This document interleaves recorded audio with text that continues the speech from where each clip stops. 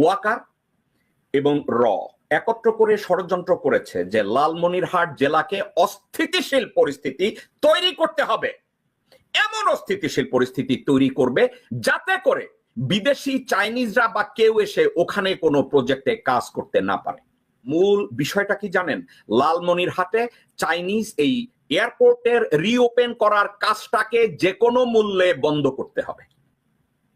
ওয়াকারুজ্জামান বলছে ওখানে চায়নাকে কাজ করতে সে দেবে না। কেন দেবে না? ঠিক ভারতীয় স্বার্থে। ওয়াকারের শক্তি কি? চুপ্পু। ওয়াকারের শক্তি কি? শিরিন শারমিন। ওয়াকারের শক্তি কি? 30 থেকে 40 জন জেনারেল আছে তার ফেভারে। রোহিঙ্গাদেরকে যাতে মায়ানমারে ফেরত দেয়া না হয় এই জন্য জেনারেল ওয়াকারুজ্জামান, বিএনপির কিছু নেতা এবং র একত্রে ষড়যন্ত্র করলো ডক্টর খলিলের বিরুদ্ধে। তারা বলল করিডোর দেয়া হচ্ছে, করিডোর দেয়া হচ্ছে। এই আলাপ আলোচনা করে রোহিঙ্গাদেরকে যাতে ফেরত দেওয়া না হয় এই ব্যবস্থাটা তারা তৈরি করে রেখেছে। ভারত জেনারেল ওয়াকারকে সমর্থন দিচ্ছে। ওয়াকার এবং আরো 20-30 জন 40 রোহিঙ্গারা যাতে রাখাইনে ফেরত না যায়, কারণ অলরেডি ভারত ওখানে একটা ট্রানজিট তৈরি করে ফেলেছে। ওখানে মিলিয়ন মিলিয়ন ডলার খরচ করেছে ভারতের ইনভেস্টমেন্টে কাজে লাগানোর জন্য। ওয়াকারের উপরে তারা ইনভেস্ট করছে। ষড়যন্ত্র করছে বাংলাদেশের কয়েকজন জেনারেল মিলে যাতে এই রোহিঙ্গারা আর কোনোদিন রাখাইনে ফেরত যেতে না পারে, কারণ রাখাইনে যদি ফেরত যায় তাহলে ভারতের এই ইনভেস্টমেন্ট মাঠে মারা যাবে। আজকের এই বিষয়টাকে আমি কেন টানলাম অন্য একটা কারণে। আপনারা জানেন, ইতিমধ্যে খবরের কাগজে দেখেছেন যে লালমনিরহাট জেলার পাটগ্রাম এবং হাতীবাঙ্গা থানা আক্রমণের মুখে পড়েছে। বাংলাদেশে এত জেলা এত বিভাগ থাকার পরে রংপুর বিভাগের লালমনিরহাটে হঠাৎ করে এই হামলাটা কেন হলো? আপনারা কি কেউ একবার চিন্তা করতে পেরেছেন? আমি আপনাদেরকে দেখাই। হাতীভাঙ্গা এবং পাটগ্রাম দেখেন, এখানে হামলা হয়েছে বুধবার 3রা জুলাই, এখানে হামলা হয়েছে। আবার দেখেন এখানে হামলা হয়েছে, আবার দেখেন এখানে হামলা হয়েছে। আপনারা বলছেন ভাই এটার সাথে আপনি কি বুঝাতে চাচ্ছেন? কি বুঝাতে চাচ্ছি দর্শকবৃন্দ, আর পারি না। অনেক সময় আমি চিন্তা করি কি জানেন, আপনাদের সামনে আর এগুলো নিয়ে আমি আর কথা বলবো না। আমি চিন্তা করি আর টকশো করবো না, আমার টকশো করার দরকার নেই। আপনাদের সামনে এসব নিয়ে আলোচনা করার আর দরকার নেই। আমি যে কমিশন কথা না বললে কিছু আসবে যাবে না, বিরক্ত হয়ে যায়, যেগুলো নিয়ে আর কথা বলার দরকার নেই। অন্তর্বর্তীকালীন সরকার অর্থাৎ ডক্টর মোহাম্মদ ইউনূস এবং ডক্টর খলিল চিন্তা করলেন চায়নাকে দিয়ে লালমনিরহাটের যে এয়ারপোর্ট আছে এই এয়ারপোর্টটাকে অ্যাক্টিভেট করাবেন, এটাকে অ্যাক্টিভ করবেন। ওটা এখন বন্ধ আছে। চায়নার সাথে আলাপ আলোচনা করলেন, আলাপ আলোচনা অলমোস্ট কমপ্লিট, যে তারা এসে লালমনিরহাটের এয়ারপোর্টে ওটাকে অ্যাক্টিভেট করার জন্য যা যা করার সেটা তারা করবে। ঠিক আছে, তো চায়না এইভাবে প্ল্যান করছে, ওখানে কাজ করবে, সবকিছু ঠিকঠাক। এর সাথে ওয়াকারুজ্জামান বলে বসলো বাংলাদেশের অভ্যন্তরে বিদেশিদেরকে কোনো কাজ করতে দেওয়া হবে না। রূপপুর পারমাণবিক বিদ্যুৎ কেন্দ্রে কি করে বিদ্যুৎ কেন্দ্রে কাজ করছে, বলছে বিদেশিদেরকে ওখানে কাজ করতে দেয়া হবে না। বাংলাদেশের অভ্যন্তরে নাকি সার্বভৌমত্বের ক্ষতি হয়, লালমনিরহাটে ওখানে কাজ করতে দিবে না। দর্শকবৃন্দ, আমি আপনাদেরকে লাইন বাই লাইন আমি বলছি কি বলছে।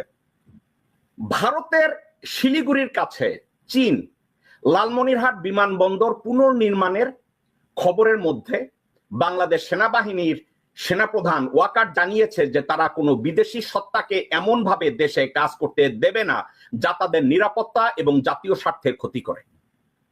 কে বলছে? তারা এই বিরোধিতা করে কি করেছে আপনারা কি জানেন? রোহিঙ্গাদেরকে যাতে ফেরত দেয়া না হয়, রোহিঙ্গাদেরকে যেন বাংলাদেশে স্থায়ী করে ভারতের কালাদান প্রজেক্ট রাখাইনে এবং আরাকানে ওটা যেন কমপ্লিট করতে দেওয়া হয়। আজকের এই কথাগুলো কেন বলছি? লালমনির বাংলাদেশে এত জায়গা থাকতে কোন থানায় এভাবে হামলা হয় না। অন্তর্বর্তীকালীন সরকারের আমলে কোন জায়গায় হামলা হয় না। হামলা হয়েছে কোথায়? লালমনিরহাট থানার পাটগ্রামে। ওয়াকার এবং র একত্র করে ষড়যন্ত্র করেছে যে লালমনিরহাট জেলাকে অস্থিতিশীল পরিস্থিতি তৈরি করতে হবে, এমন অস্থিতিশীল পরিস্থিতি তৈরি করবে যাতে করে বিদেশি চাইনিজরা বা কেউ এসে ওখানে কোনো প্রজেক্টে কাজ করতে না পারে। তো কি করেছে? একটা অজুহাত তৈরি করেছে। ভ্রাম্যমাণ আদালতে কে কোন জায়গা দিয়ে সাজার জন্য সাজা দিছে, এই জন্য থানায় আক্রমণ করছে, অমুক জায়গায় এইটা করছে, এই জন্য থানায় আক্রমণ করছে। দর্শকবৃন্দ এবং বাংলাদেশি ভাই ও বোনেরা, এটা জাস্ট একটা ন্যারেটিভ তৈরি করেছে।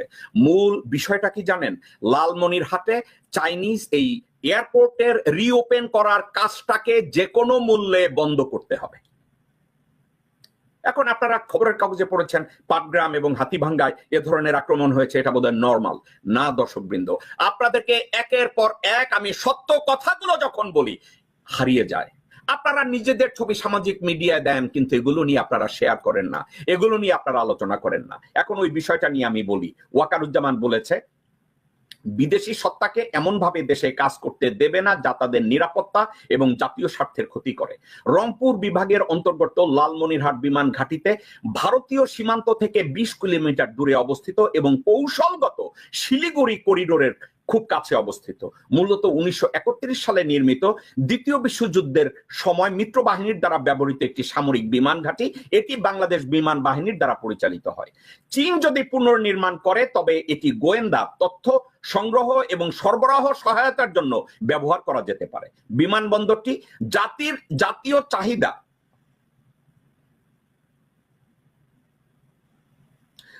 চাহিদা পূরণের জন্য পুনরুজ্জীবিত করা হচ্ছে, যার মধ্যে রয়েছে অ্যারোস্পেস বিশ্ববিদ্যালয়। চীনা সম্পৃক্ততার বিষয়ে আমার কাছে কোনো তথ্য নাই। নিশ্চিন্ত থাকুন, কোনো বিদেশি সত্তাকে এমন ভাবে কাজ করতে দেয়া হবে না। এ কথা কে বলছে? ওয়াকারুজ্জামান বলছে ওখানে চায়নাকে কাজ করতে সে দেবে না। কেন দেবে না? ঠিক ভারতীয় স্বার্থে। ওয়াকারের শক্তি কি? চুপ্পু। ওয়াকারের শক্তি কি? শিরিন শারমিন। ওয়াকারের শক্তি কি? 30 থেকে 40 জন জেনারেল আছে তার ফেভারে। ওয়াকার ওখানে বসে বসে ষড়যন্ত্র করবে, করিডোরের কথা বলে আপনাদেরকে মাথা পাগল বানায় দিবে। বিএনপির লোকজনরা ওয়াকারের সুরে গান গাইবে। বিএনপির সাউয়া ওয়াকারের বাসায় গিয়া রয়ের পরিকল্পনা দিবে, রয়ের প্ল্যান দিবে। আবার এই সালাউদ্দিনের ষড়যন্ত্রে বিএনপির লোকজনদেরকে সামনে রেখে রয়ের লোকজনরা, ভারতের রয়ের লোকজনরা সেনাবাহিনীর ওই লোকজনদের সহায়তায়, সেনাবাহিনী বলতে আমি সেনাবাহিনী না, ওয়াকারুজ্জামানের সহায়তায় পাটগ্রামে অ্যাটাক হচ্ছে, হাতীভাঙ্গায় অ্যাটাক হচ্ছে, লালমনিরহাট সদরে অ্যাটাক হচ্ছে, বিভিন্ন জায়গায় অ্যাটাক হচ্ছে। লালমনিরহাটকে অস্থিতিশীল করতে হবে একটা কারণে, ওখানে যেন কোনো অবস্থাতে ওই লালমনিরহাট এয়ারপোর্টকে রিওপেন করা না হয়, ওখানে যেন কোনো কাজ